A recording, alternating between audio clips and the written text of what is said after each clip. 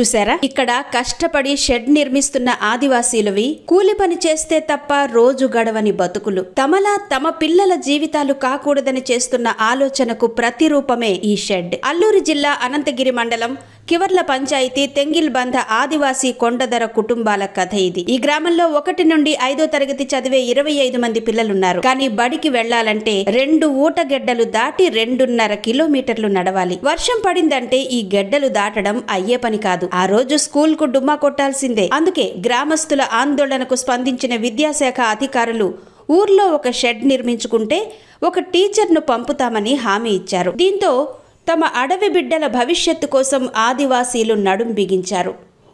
ఊరంతా కలిసి ఆఘమేఘాల మీద షెడ్ నిర్మాణం చేపట్టారు. ఒక్క రోజులోనే పని పూర్తి చేశారు. చూసారా, ప్రభుత్వం ఎప్పుడో ఈ పని చేస్తుందని ఎదురు చూడకుండా తామే ఈ పని చేసి ఆదర్శంగా నిలిచారు ఈ ఆదివాసీలు.